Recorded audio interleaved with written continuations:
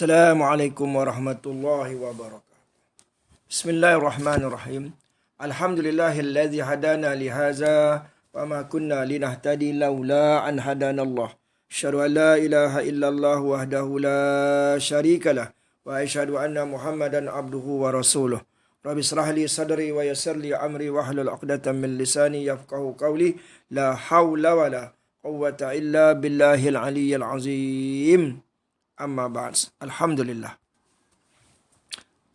Muslimin, muslimat, tuan-tuan, para hadirin hadirat, para penonton yang dirahmati Allah sekalian.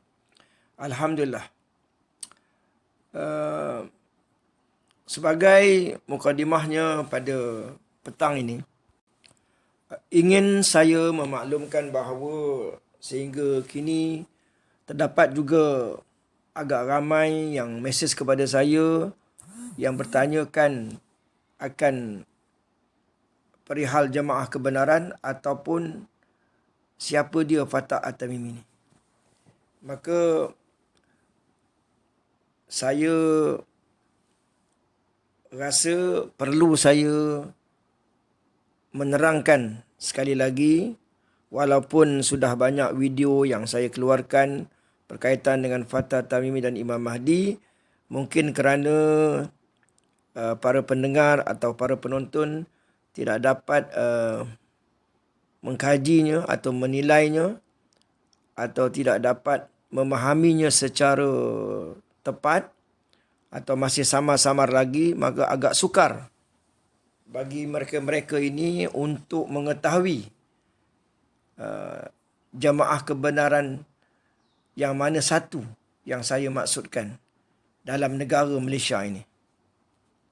Maka mudah-mudahan pada petang ini saya dapat meringkaskan di bawah satu tajuk, iaitu 40 poin bukti bahawa dialah Fatah At-Tamimi yang sebenarnya. Dalam bentuk sinopsis, ringkasan. Jadi, boleh jadi saya tidak memasukkan dalil-dalil.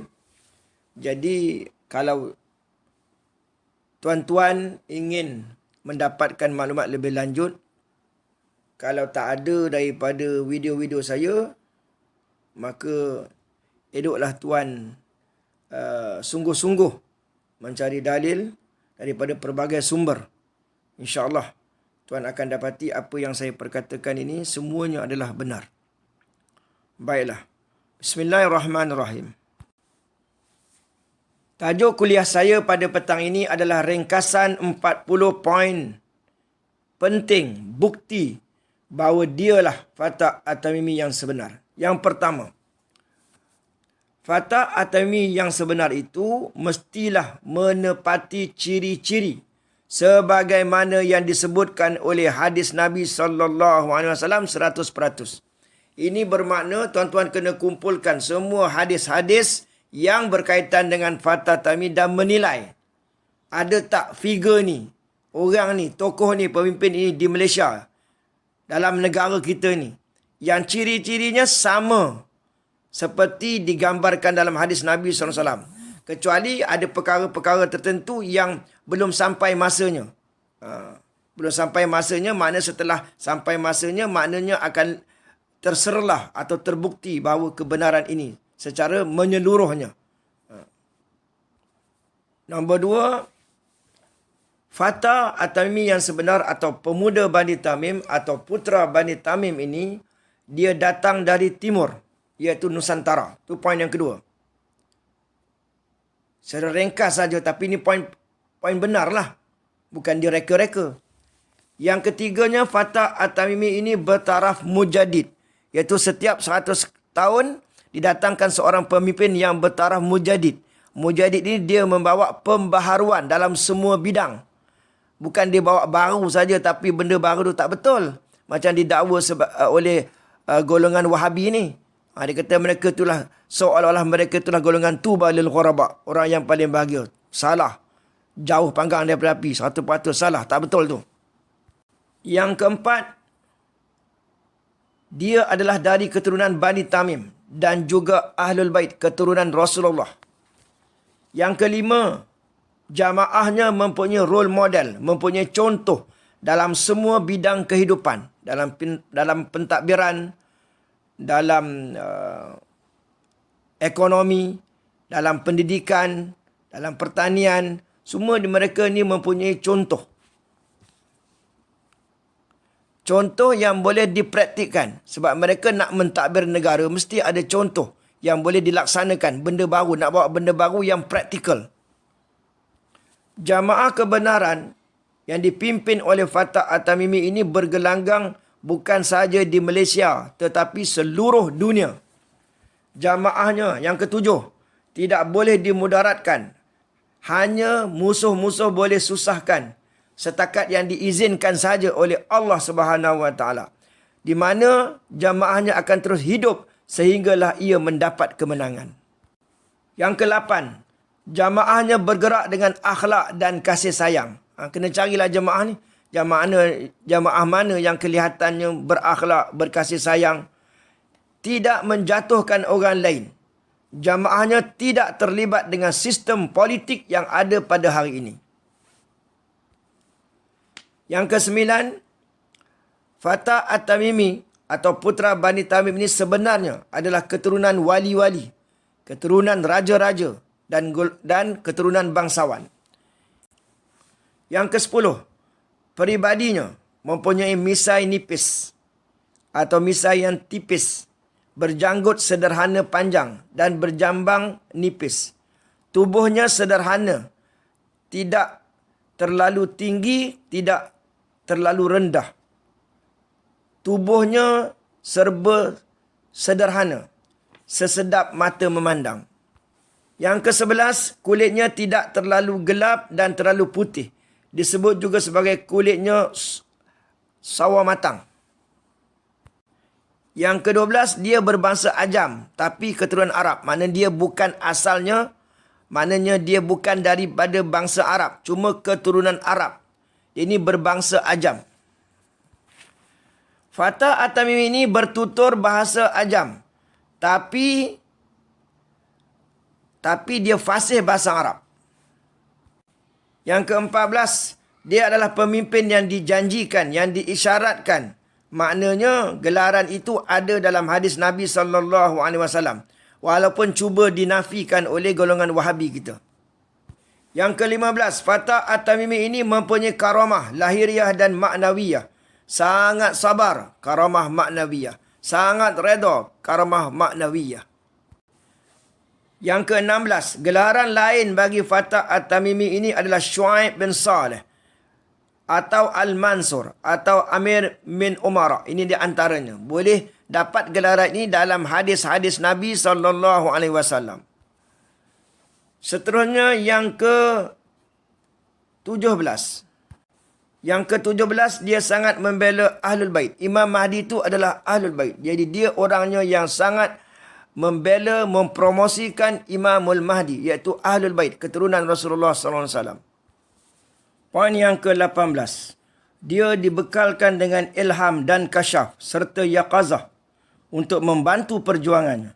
Dan ini adalah perkara biasa bagi seorang wali yang takwanya sangat tinggi, yang selayaknya mendapat bantuan ghaib dari Allah Subhanahu Wa Taala. Dan kita ataupun saya sangat meyakini bahawa poin ini sangat ditolak, ditentang oleh golongan Wahabi ini. Dalam surah Al-Baqarah ayat 282, Allah Subhanahu Wa Taala berfirman, "Wattaqullah wa yu'allimukumullah." Maksudnya bertakwalah kamu kepada Allah, nescaya kamu akan diajar. Yang kedua, Rasulullah sallallahu alaihi wasallam bersabda, "Man 'amila bima 'alima 'allamahullahu ma lam ya'lam." Maksudnya, barang siapa yang mengamalkan apa yang dia tahu, maka Allah akan mengajarkan apa yang dia tidak ketahui. Bagi orang yang beragama Islam, aliran Ahlussunnah wal Jamaah, perkara ilham dan kasyaf ini adalah satu perkara yang biasa. Maknanya tidak sukar untuk kita terimanya. Kalau Nabi diberi wahyu, kalau wali mana ada wahyu, maka diberi ilham. Oleh kerana yang mendapat ilham itu adalah orang yang bertakwa, kita melihat kepribadiannya setiap hari, melihat akhlaknya, wataknya, ibadahnya, tauhidnya, maka walaupun dikatakan bahawa ilham itu hanya untuk dirinya sendiri, makna harus untuk dirinya sendiri, maka begitulah juga harusnya untuk dikongsikan dengan orang lain. Benda yang baik boleh dikongsikan dengan orang lain. Dalam pada itu dalam surah At-Taubah ayat 119, Allah Subhanahu wa taala berfirman, "Ya ayyuhallazina amanu taqullaha wa kunu ma'as-shadiqin." Wahai orang-orang yang beriman, hendaklah kamu bertakwa kepada Allah dan hendaklah kamu berada bersama dengan orang-orang yang benar. Bersama dengan orang-orang yang benar ni makna kita menerima. Apabila dia menceritakan sesuatu, apa yang dia mimpi atau dia dapat ilham, maka kita percaya di atas kepribadiannya tadi. Bukan sebarang atau bukan mudah-mudah je kita nak terima. Poin yang ke-19. Semua orang wajib berbai'ah dengan Fatah At-Tamimi. Sebagaimana disebut dalam hadis, fa'alaikum bil Fatah At-Tamimi. Kamu mesti bersama dengan Fatah At-Tamimi.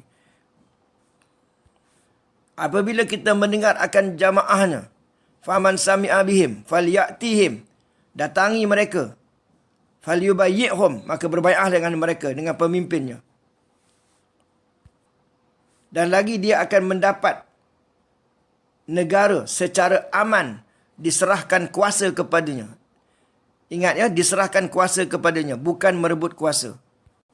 Yang ke-20, jamaahnya cukup hebat dan luar biasa, mempunyai kekuatan ekonomi yang tersendiri, yang tidak membuat pinjaman wang dari bank. Saya baca ni, minta maaf tak ikut susunan ya. Apa yang saya dapat, saya terus secara spontan lah, saya beritahu kepada tuan-tuan, kongsikan dengan tuan-tuan. Poin yang ke-21, dia akan memerintah selama 1,5 atau 2 tahun. Sebelum diserahkan kuasa itu kepada Imamul Mahdi. Kuasa apa? Kuasa negara tadi. Sebelumnya dia adalah seorang yang sangat taat kepada ulil amri, kepada negara, taat kepada raja-raja yang menjadi ulil amri dalam negara tersebut. Poin yang ke-22. Dialah orangnya yang akan menyiapkan tentera-tentera Imamul Mahdi untuk diserahkan kepada Imamul Mahdi. Tentera-tentera Imam Mahdi ini gelarannya ikhwan. Dan dia akan menyiapkan sebanyak 313 orang ikhwan dan diserahkan kepada Imamul Mahdi di Mekah. Tetapi yang membuat keputusan, yang memutuskan sama ada yang diproses, yang dihantar kepada Imamul Mahdi itu layak tak layak, keputusannya adalah tergantung kepada Imamul Mahdi, keputusan yang terakhir. Dan hakikat sebenarnya, untuk melayakkan diri sebagai tentera Imam Mahdi ini diputuskan oleh Allah Subhanahu wa taala. Allah yang memberi ilham kepada Imamul Mahdi bagaimana nak dipilih. Begitulah dia punya kefahaman yang patut kita ambil. Poin yang ke-23, kalau tak silap saya lah. Saya harap saya tak silap baca nombor. Poin yang ke-23, Fatah At-Tamimi dan Imam Mahdi adalah mujadid kembar. Mereka akan bertemu di antara satu sama lain. Yang ke-24, Fatah Tamimi adalah pemimpin yang akan mengesahkan atau membenarkan atau membuktikan bahawa seseorang itu adalah Imam Mahdi yang sebenar. Poin seterusnya yang ke-25, Fatah At-Tamimi kepemimpinannya diterima di Khurasan. Poin yang ke-26, setelah mendapat daulah, Fatah At-Tamimi akan memerintah selama, sebagaimana saya sebutkan tadi, 1,5 ke 2 tahun. Kemudian, beliau akan pergi mendapatkan Haris Al-Haras di Khurasan untuk diserahkan kepadanya bendera atau panji-panji hitam. Yang ke-27, Haris Al-Haras juga adalah orang yang akan menyerahkan sejumlah tentera kepada Fatah At-Tamimi di Khurasan. Poin yang ke-28, Fatah At-Tamimi akan dibantu oleh pemuda Bani Hashim. Poin yang ke-29, Fatah At-Tamimi, Imam Mahdi dan Nabi Isa alaihi salam dikenali sebagai 3 tokoh dunia akhir zaman. Juga dikenali sebagai tokoh 3 serangkai. Seterusnya, poin yang ke-30. Fatah At-Tamimi adalah keturunan Bani Tamim sebagaimana Sayyidina Abu Bakar dan bukan Bani Tayyim sebagaimana dakwaan golongan Wahabi. Nanti ada satu kuliah khusus berkaitan dengan ini. Yang panjang ya, yang membuktikan bahawa Sayyidina Abu Bakar itu adalah daripada Bani Tamim, bukan Bani Tayyim. Di mana datuk nenek moyangnya, Fatah At-Tamimi ini adalah Fihr bin Malik. Poin yang ke-31. Pemegang panji-panji Al-Mahdi adalah Fatah At-Tamimi. Poin yang seterusnya. Yang ke-32. Fatah At-Tamimi mendapat ilham dengan keberkatan Imam Mahdi. Dengan kata-kata lain, karamah Imam Mahdi dialirkan kepada Fatah At-Tamimi. Itulah kuasa Allah Subhanahu wa taala yang sangat ditentang oleh golongan Wahabi. Hakikatnya sama ada ilham yang diperolehi oleh Fatah At-Tamimi atau Imamul Mahdi. Kedua-duanya adalah dari Allah Subhanahu wa taala yang Maha Esa. Poin yang ke-33. Fatah At-Tamimi adalah berketurunan Nabi Ismail dan Nabi Ibrahim. Poin yang ke-34. Fatah At-Tamimi adalah berketurunan Wali Songo. Poin yang ke-35. Fatah At-Tamimi adalah berketurunan Said Jamadil Kubro. Poin yang ke-36. Fatah At-Tamimi adalah berketurunan Azmat Khan. Ahlul Bait ni. Poin yang ke-37. Kepimpinan Fatah At-Tamimi wajib diterima. Siapa yang membantunya akan dibantu. Dan siapa yang menghinanya akan dihina. Sebagaimana disebutkan dalam hadis Nabi SAW. Poin yang ke-38. Fatah At-Tamimi adalah ketua Arif Billah. Ketua Ahli Makrifat. Mujadid Kurun ke-14. Yang akan zahir tidak lama lagi. Yang akan menyerahkan kuasa kepada Imamul Mahdi. Yang akan mendapat kuasa sebelumnya dengan cara yang aman, damai dan penuh kasih sayang. Bukan dengan cara menjatuhkan orang lain. Poin yang ke-39. Sebelum Fatah At-Tamimi mendapat kuasa daulah, Fatah At-Tamimi akan menempuh 7 tahap perjuangan. Sebagaimana disebut dalam hadis.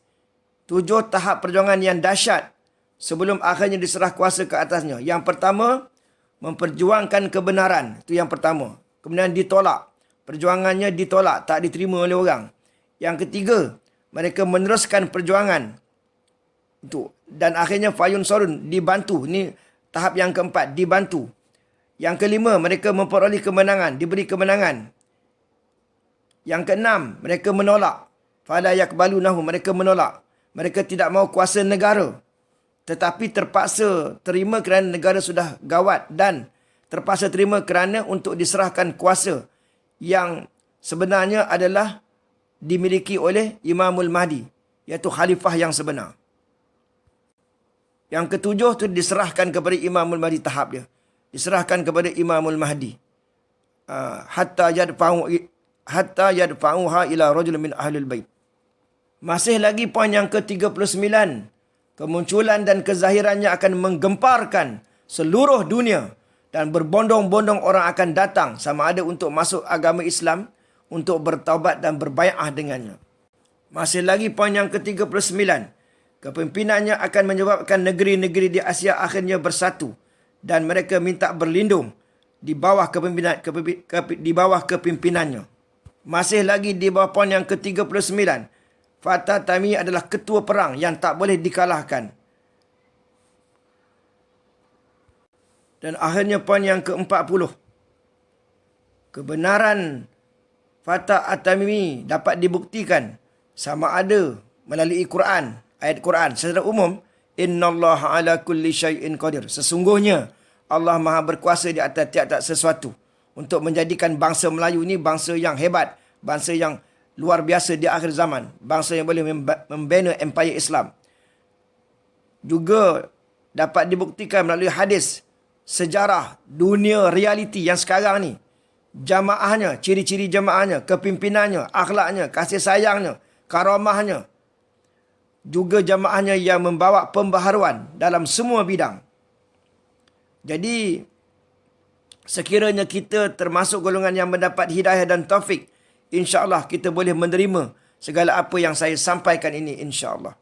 Sebenarnya banyak lagi bukti-bukti yang tidak tertolak oleh golongan mana pun, kerana mereka sebenar-benarnya adalah jamaah kebenaran yang sebenarnya di akhir zaman ini. Dan golongan di antara golongan di Malaysia ni yang akan terkejut beruk, terkejut kingkong, yang akan terkedu bungkam mulutnya ialah golongan Wahabi. Kerana mereka ni sangat menolak ahli sunnah wal jamaah. Kerana mereka ni kononnya